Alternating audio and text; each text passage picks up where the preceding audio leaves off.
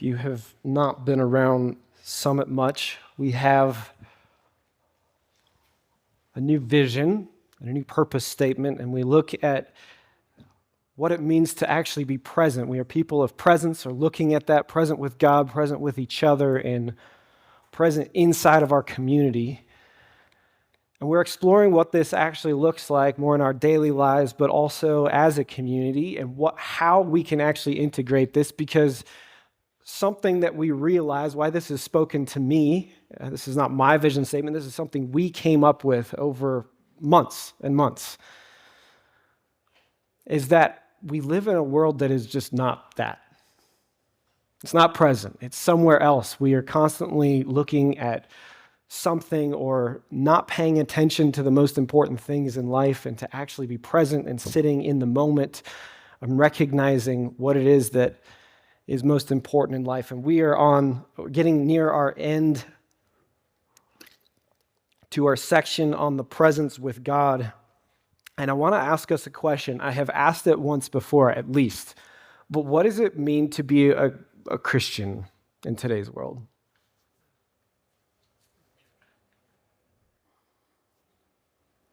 In fact, if you hear somebody say, well, I'm a Christian, there's an immediate answer, another follow-up question in my mind that pops up, and it's like, well, what kind? Right? We laugh, but it's like, what does this word even mean? What is this lifestyle? I mean, what is it anymore? What does it mean to be in Jesus, as we say in church? Anybody know? No. I heard one voice, a little voice. No, I don't know what that means. Good. At least she's honest. It's this weird term, but what does it mean to follow him?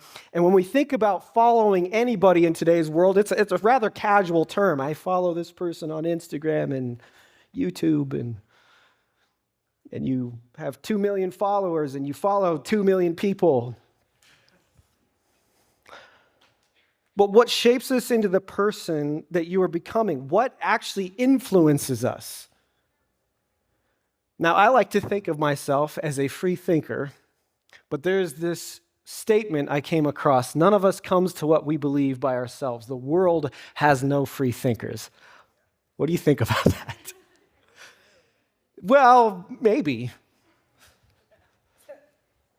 But we don't think like this. We don't like to think. I don't like to think like this. I like to think of myself, well, I think differently than the rest of them. All of them are a bunch of sheep. Right? I was talking with a young man this week, and we were walking on a hiking trail, and we asking each other deep questions of identity, of all sorts of things. And I remember I was like, oh, I'm going to ask him a really deep one now. We're going to cut right to the chase. And I said, well, who are you? And he actually had a really good answer to that. But what I really didn't like is his follow-up to that. As he goes, same question back to you. And I go, look, I'm the pastor here. I ask the questions. This is how this goes. I don't get the questions back to me like this. Because I became very uncomfortable very quickly, because I had this genius question to ask him, but I didn't actually have a great answer to it. And I sat there and I go, oh, goodness. I said, I'm going to have to take a second to think about that. And the more I thought about it, the thing that popped up is the normal things that pop up. What do we think of when we think of our identity? Like who we are, what we do, our jobs, our family, certain characteristics. My job popped up. All of you popped up into my mind. You're not my job. All right. But you guys actually popped up into my mind. This church popped up into my mind. And my answer actually surprised myself in this. And then I said, actually, I think my identity is largely tied to who I surround myself with. It's the very things that I hear from other people and see in other people. The things I consume with my mind, and the things that I watch, and the things that I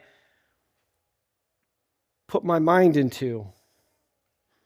My environment. I do believe in free will, by the way. I just believe that we have a limited amount of it.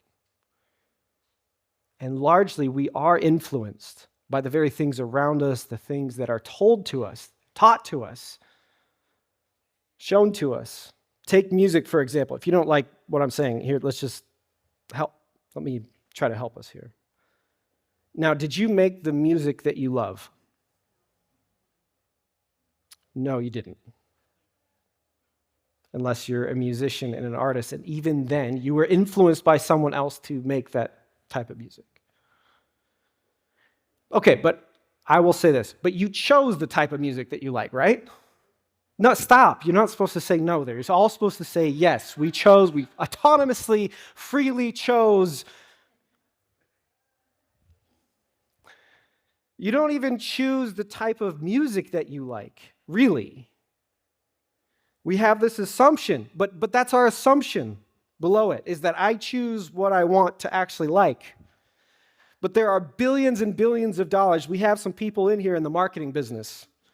Billions of dollars engineering algorithms that subtly actually guide your taste. Not just give you what you want, but they are pushing you in a direction.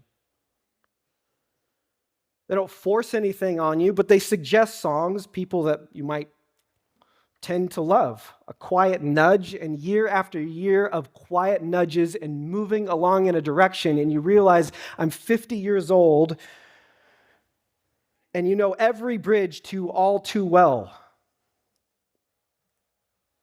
It's a Taylor Swift song. You know the 10-minute version of it, not just the edited version. And you've got opinions about folklore versus Evermore debate. And you tell yourself it's because your daughter played this music in the car, but deep down you know that whisper of the algorithm, Taylor, was there long before your daughter ever started playing that music. And you're sitting there with your football buddies trying to explain this during a Kansas City Chiefs game, and they're thinking of where they can go next time so that they don't have to listen to that ever again. And you ask yourself, how did I become a Swiftie? But this is what I'm saying, is that the terrifying part is that we believe subconsciously that was 100% our decision. And you wake up one day and you're like, how in the world did I get here?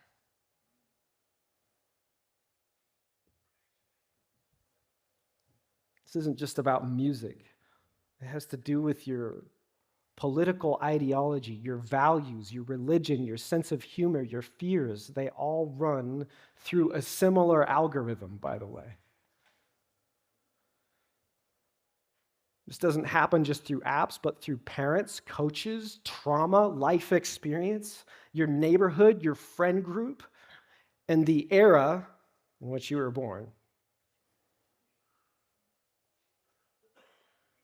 Our culture preaches something. Be yourself, follow your heart, make your own path. And we follow this. We eat it up. We go, yes, I'm not like the rest of them. I'm going to go to this college over here, or I'm going to go to this school because all my friends did, this over here. I have to be different. And we try so hard to be different, and you realize at the end of the day, we all bleed the same color.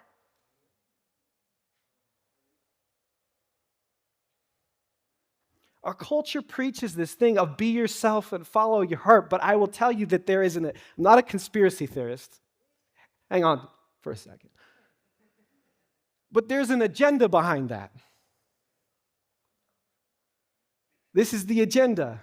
If a corporation, if a politician, an influencer, a marketer can convince you you're simply following your own authentic self towards happiness, they can keep you blind to the ways you're actually being shaped.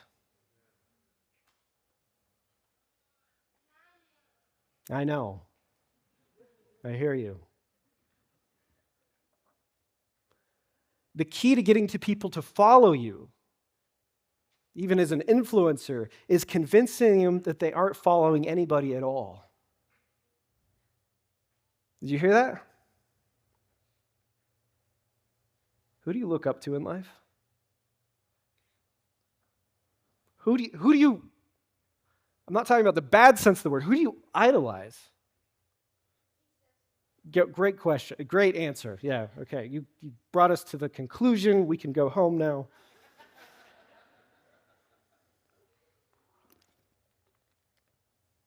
But everyone else is the sheep, right? Everyone else follows this other thing. And you see these debates on that, well, you're a sheep and you're a sheep. Evidently, we all are, and there's a couple stories in the Bible about that, actually. They're not the most intelligent animals, by the way, but they understand something is they know a voice.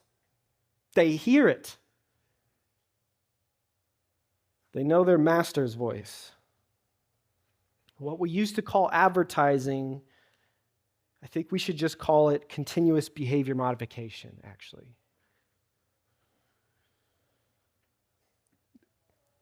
The question is not if you are following somebody. The question is not if you're being, to use a churchy Bible term, if you're being discipled, if you're being taught something. The question is, who are you following? By what are you being taught and being discipled? This is part of your humanity, is that you are being taught, you are being brought in a direction by the things that you do and see and watch. And this isn't absent from Christianity, whatever we mean by that word. I want us to hang on for a second. This is a little bit of a punchy quote, at least it punched me. Dallas Willard put it like this, very bluntly. He says, what lies at the heart of an astonishing disregard of Jesus, found in the moment-to-moment existence of multitudes of professing Christians, is a simple lack of respect for him.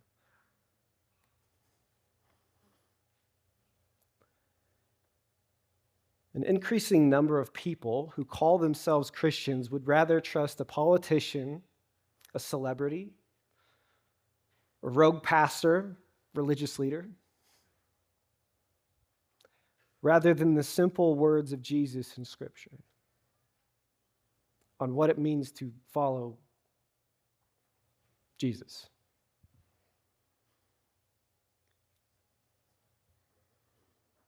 They would never even think to consult him on the issues that matter most of politics, race, sexuality, gender, mental health.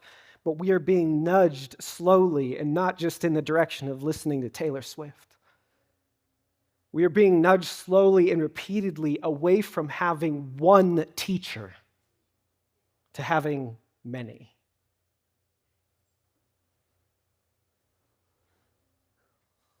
First John chapter 2. Now, if you've heard this verse before, I want us to hang on a second. Because it's been used improperly, I think, in the past.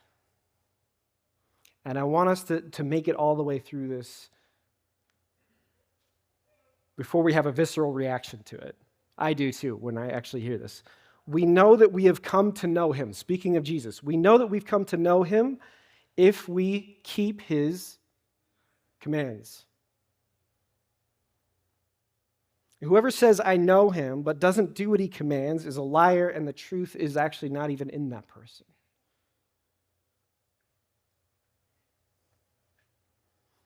I don't think John is being harsh right here.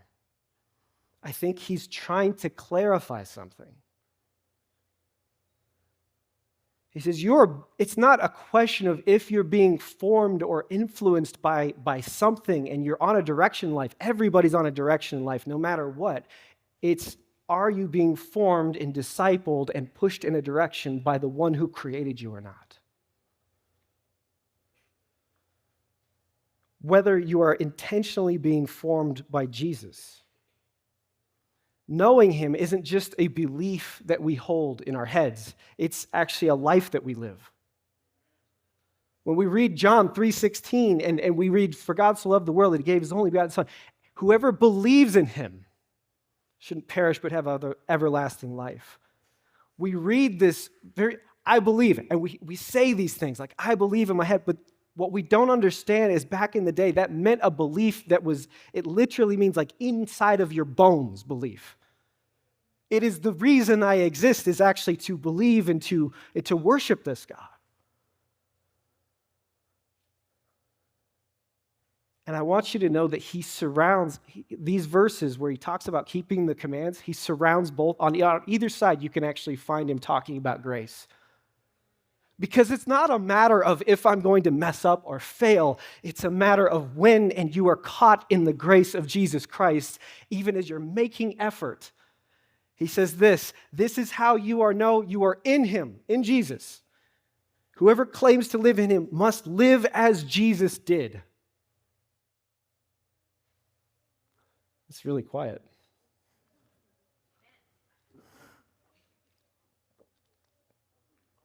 Intimidating for anybody else? That is like devastating to my soul. Because you know,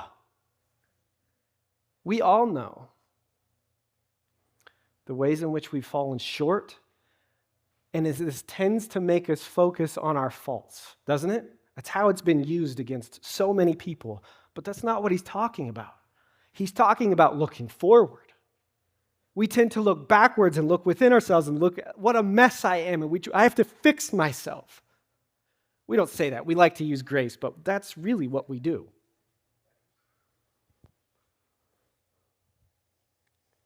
Now, I want to say one thing. If we're looking at this verse, if you're struggling in life right now, and it feels like we're barely hanging on, I want us to be reminded that Jesus was rejected and despised by his own people. He was forgotten by his own best friends, and he was known as the man of sorrows. And that was the way he lived, by the way. And I believe that Jesus is close to the brokenhearted. And the people that are most blessed in life often are the people that are poor in spirit. He tells us that. I say that because we're not trying to lay another load upon us as more to do, by the way. But I think I will say, maybe for the rest of us, and I would couple myself in the rest of us. I think often we follow Jesus like we follow our favorite YouTuber, favorite influencer. We like it, we maybe even subscribe, and we may even pay a little bit of a subscription towards it, right? Giving is up, tithe, offering. Thanks, guys. Good work. That's what we want. But we're entertained, and we love it when one of his new videos or one of his reels pop up, right?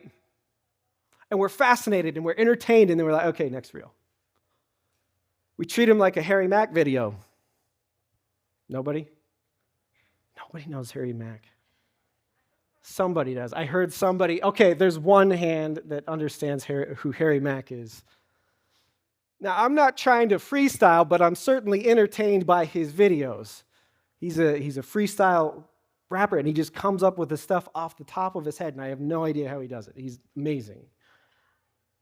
But it's like, what? I'm not trying to be like that. I would never try to be like that. He started when he was 10. But this is the way we view following and discipleship and relationship with Jesus, is that we go, oh, well, I like that. I'm attracted to that, and it's this little part of my life over here. In a first century disciple, this was a far cry from what following Jesus actually meant. You got up and you left things that were important to you.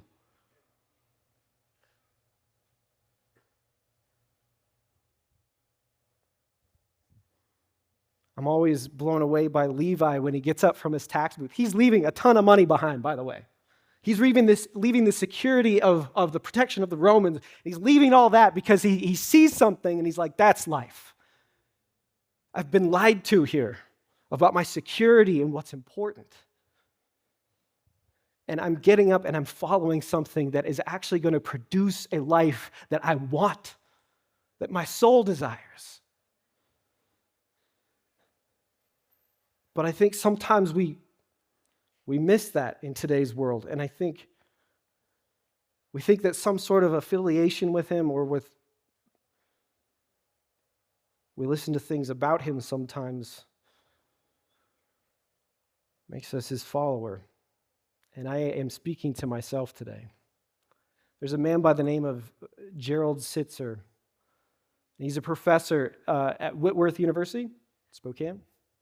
And he writes this book, Water from a Deep Well, and it's about the history of Christians, people that knew Jesus, followed him closely, and that were wounded along the way. And this is what he says. He says, every generation of believers faces the risk of becoming a prisoner to its own myopic vision of the Christian faith, assuming that how it practices the faith is best.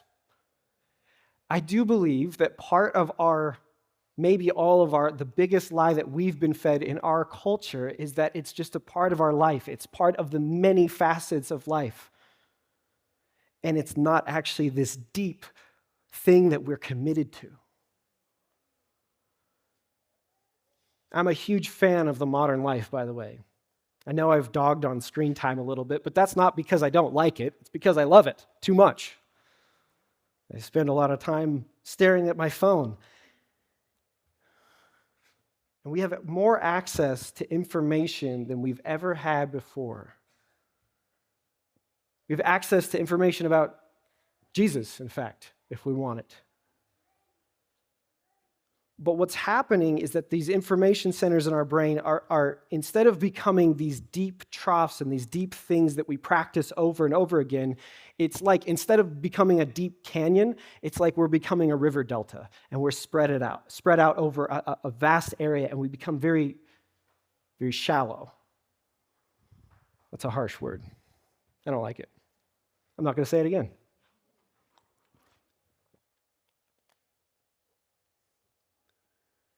But being followers of Jesus, so that a small fraction of the information in our brains is actually about following him. And here's the problem with that. You guys like backpacking? No. Someone's like, no. I hate it. I've been there before. Imagine if you liked it or you were experiencing it for the first time. And you're on your first night backpacking, and you're laying there in the middle of the night. You're in Montana. And you're laying there in the middle of the night, and it's midnight, and you've kind of fallen asleep, but you've never slept outside before. So you hear something outside your tent, and it sounds not like a squirrel. Like it sounds really big, and not like a human either. There is something outside your tent that sounds like it could eat you. What do? Immediately, you turn your little, flashlight you bought from REI for $50 on, and you whip out your little manual of how to survive in bear country. And you start reading.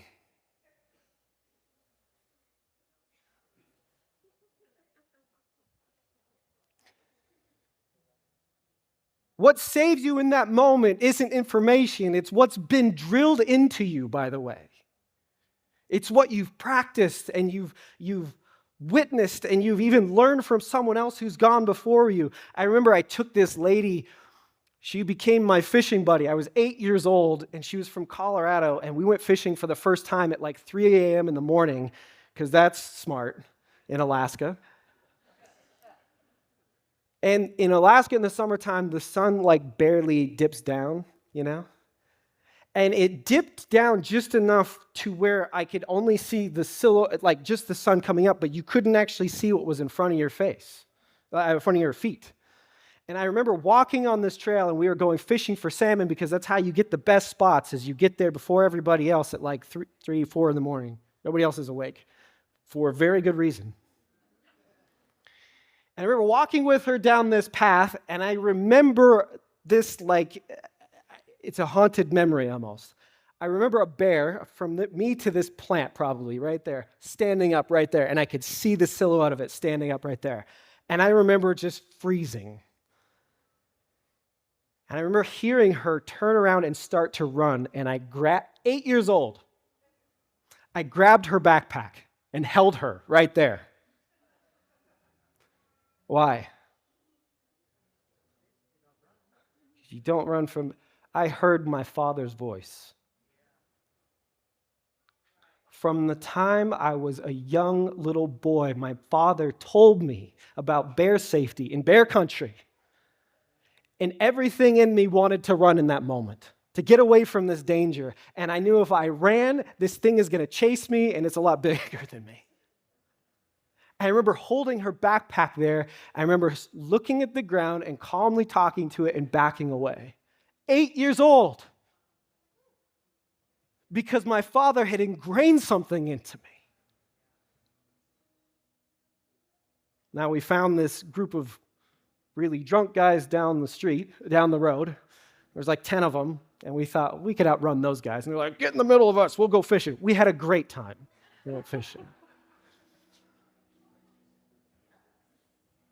But sometimes I think we get this idea, we adopt this thing in our culture that we are one of one, and that is true. You are unique and loved by Jesus, but at the same time, you are one of many. You are a human being. And we are influenced by the things that are around us, that are told to us. And in order to become one of one, in order to become original, you know what you have to do? You actually first have to become a copy of something else. None of you learned to speak English because you invented it. None of you learned to walk, to tie your shoes.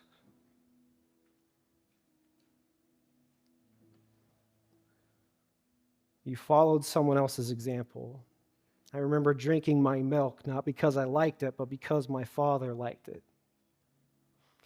And I remember bawling my eyes out as a kid because I spilled my milk, and how else was I supposed to grow up and be strong like my dad?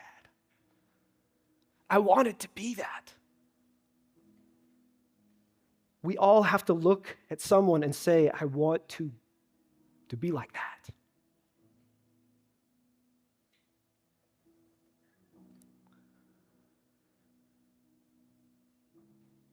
There are things that are teaching us in this life.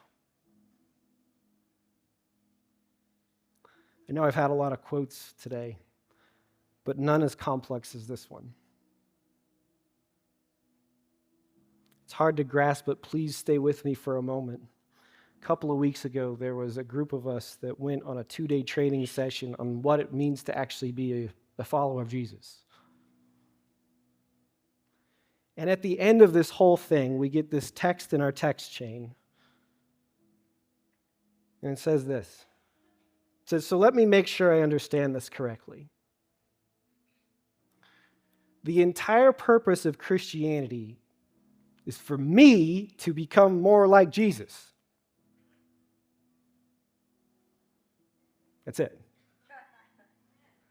And then to, through relationship, introduce others to Jesus. I'm like, what a concept, right? For me to actually be like Jesus. I mean, like he says this tongue in cheek, but at the same time, it's like this mind-blowing experience of like, what if we actually looked at him as our model of what it means to live a fulfilled and good life and said, I want that.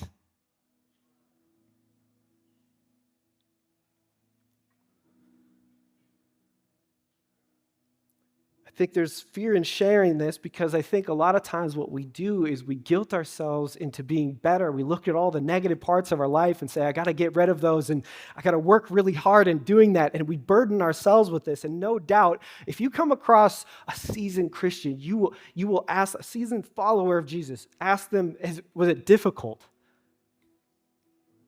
What do you think the answer is? I don't even think that's a good question. Is there effort involved? There's a lot of it. But more importantly, I think there's a presence of a God who has healed my life. And so many times what we do is we put this extra burden on us to heal ourselves and fix ourselves and move us forward. And what we need is to sit in the presence of our God. This is the very thing. This is what is called transformation for a reason. To be recreated, to be made new again. This is the language of the New Testament, and it only comes through communion with our God, presence with Him. Our self-effort isn't what changes us. Our self-effort is the thing that gets us to the thing that changes us. To intentionally set aside time in our busy, crazy, filled lives for His presence to overwhelm my soul.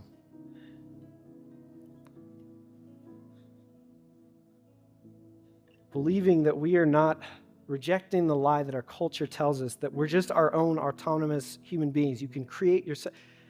We're found and we're reborn in this life. That's the reality. The walk with Jesus. We're taught how to live by our presence and our proximity to other people and specifically to our God. I want to end here with a poem that I've read about 25 times in the last couple of weeks until I came across it. It's by author Malcolm Geet. He says, I cannot think unless I have been thought, nor can I speak unless I have been spoken. I cannot teach except as I am taught, or break the bread except as I am broken. A mind behind the mind through which I seek, a light within the light with which I see, a word beneath the words with which I speak, O founding, unfound wisdom finding me. Lord, I pray that that is our prayer this morning. That often we take the heavy weight of our to-dos in our life and even our distracting things that pull us away from the pain of life, Lord. And we lay them at the foot of the cross and we give them back to you because you want to give us life. You said you came to give life to its fullest, more abundantly, Lord.